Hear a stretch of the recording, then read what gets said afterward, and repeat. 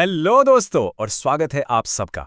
English में सवाल पूछते टाइम खासकर जब व्हाट, हु, वेयर जैसे शब्दों का इस्तेमाल करना हो तो थोड़ी कंफ्यूजन हो जाती है ना। डोंट वरी, आज हम WH फैमिली के सारे डाउट्स एकदम क्लियर कर देंगे और इस टॉपिक में एक्सपर्ट बन जाएंगे।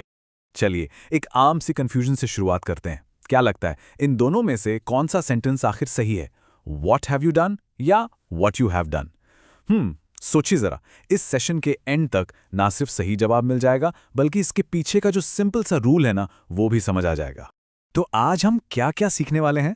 सबसे पहले हम जानेंगे कि ये WH फैमिली है क्या। फिर हम व्हाट, हु और हाउ जैसे थोड़े ट्रिकी वर्ड्स को आसान बनाएंगे।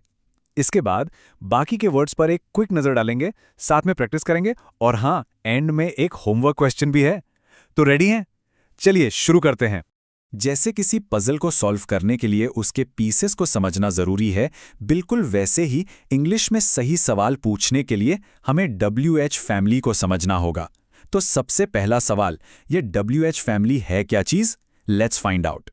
बेसिकली WH फैमिली उन शब्दों का ग्रुप है जो W या H से शुरू होते हैं। इनका यूज हम तब करते हैं जब हमें जवाब में सिर्फ यस या नो नहीं बल्कि पूरी डिटेल, पूरी जानकारी चाहिए होती है।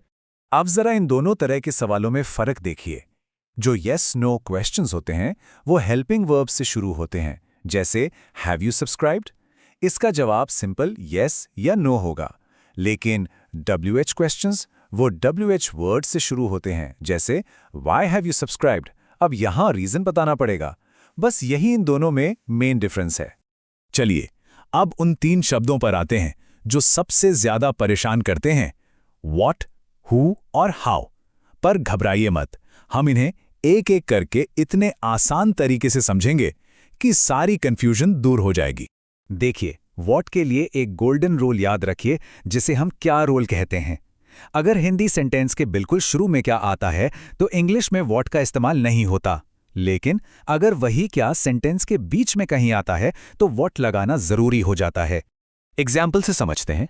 अगर मैं पूछूं क्या तुम जानते हो, तो यहां क्या सेंटेंस के स्टार्ट में है, इसलिए इंग्लिश में हम कहेंगे डू यू नो, व्हाट का यूज नहीं होगा।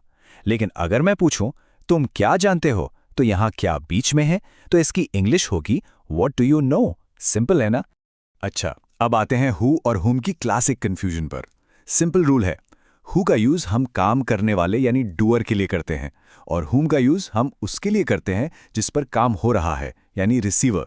जैसे आपको इंग्लिश कौन पढ़ाता है, यहां पढ़ाने वाले को पूछा जा रहा है, इसलिए हम हु यूज करेंगे। लेकिन आप किसको पढ़ाते हैं, यहां आप काम कर रहे हैं और जिस पर काम हो रहा है उसे पूछा जा रहा है, इसलिए हम हुम यूज करेंगे। और इसको याद रखने की एक कमाल की ट्रिक है। हु को ना किसी नाम की तरह समझे। मान लीजिए रवि, तो हु टीचर्स यू इंग्लिश की जगह सोचिए रवि टीचर्स यू इंग्लिश। देखा, यह सेंटेंस बिल्कुल सही लगता है। इससे हु को डूअर की तरह इस्तेमाल करना बहुत आसान हो जाता है। अब हाउ की फैमिली को देखते हैं। हाउ मच हम उन चीजों के लिए यूज करते हैं जिन्हें हम एक एक करके गिन नहीं सकते, जैसे पानी या चीनी, ये अनकाउंटेबल नाउन्स हैं। और हाउ मैनी उन चीजों के लिए जिन्हें हम गिन सकते हैं, जैसे बॉटल्स या स्पून्स, ये काउंटेबल हैं। तो सीधा सा हिसाब है, अगर गिन सकते हो तो हाउ मैनी, नहीं गिन सकते तो हाउ मच। चलिए अब उन शब्दों पर आते हैं जो काफी सीधे और सरल हैं। ये ट्रिकी ट्रियो के बाद तो बहुत ही आसान लगेंगे। ये है फैमिली के बाकी मेंबर्स। वेयर पूछता है जगह के बारे में, जैसे where do you live. When पूछता है समय के बारे में, जैसे when is your birthday. Why से हम रीजन पूछते हैं, जैसे why are you smiling. Which का यूज हम चॉइस के लिए करते हैं, जैसे which colour do you like. और हुज पूछता है ओनरशिप, मतलब ये किसका है, जैसे हुज पेन इज दिस। वाई के साथ ना एक खास ट्रिक भी है। जब हम किसी को एक फ्रेंडली सलाह या सजेशन देना चाहते हैं तो हम वाई डोंट यू का इस्तेमाल कर सकते हैं।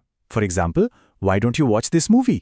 इसका मतलब ये नहीं है कि हम कारण पूछ रहे हैं, बल्कि हम एक सजेशन दे रहे हैं। ऑलराइट, तो थ्योरी पार्ट हो गया। अब टाइम है प्रैक्टिस का। चलिए देखते हैं कितना समझ आया। मैं एक सवाल पूछूंगा, आप थोड़ी देर रुक कर जवाब सोचना एंड देन हम उसको साथ में चेक करेंगे। रेडी? तो ये रहा पहला सवाल। To whom did you give the letter? यहां हु आएगा या whom? जरा सोचिए। यहाँ लेटर किसी को दिया जा रहा है, यानी कोई एक्शन को रिसीव कर रहा है। And the correct answer is whom। क्यों? क्योंकि लेटर रिसीव करने वाला इंसान एक्शन का रिसीवर है, डूअर नहीं। अगर आपका जवाब सही था तो वेल डन। अगला सवाल, how many books do you have? इसमें हाउ मच लगेगा या हाउ मैनी? ध्यान इस बात पर दीजिए कि हम बुक्स की बात कर रहे हैं। बिल्कुल सही जवाब है हाउ मैनी, क्योंकि किताबों को हम एक एक करके गिन सकते हैं, इसलिए वो काउंटेबल हैं। बहुत बढ़िया। Great job with the practice. अब जल्दी से सब कुछ रिवाइज करते हैं और फिर मेरे पास आपके लिए एक फाइनल चैलेंज है। तो जो सबसे जरूरी बातें याद रखनी है, व्हाट तब लगाएं जब क्या सेंटेंस के बीच में हो। हु है काम करने वाला, हुम है काम को रिसीव करने वाला, हाउ मच अनकाउंटेबल के लिए और हाउ मैनी काउंटेबल चीजों के लिए। और हाँ, सवाल का स्ट्रक्चर हमेशा याद रखें, WH वर्ड, उसके बाद हेल्पिंग वर्ब और फिर सब्जेक्ट। और ये रहा आपका होमवर्क। इस सेंटेंस को करेक्ट करना है। I don't know what is he doing. इसमें एक छोटी सी गलती है।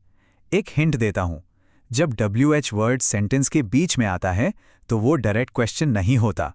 तो सोचिए स्ट्रक्चर में क्या बदलाव आएगा। अपना जवाब और रीजन नीचे कमेंट्स में जरूर बताइएगा। Excellent work today. अब आप इंग्लिश में सवाल पूछने में और भी कॉन्फिडेंट फील करेंगे। अगर आपको इस सेशन से कुछ नया सीखने को मिला तो इसे लाइक और शेयर जरूर करना और आगे भी ऐसे ही लेसन्स के लिए सब्सक्राइब करना मत भूलना। मिलते हैं अगले सेशन में।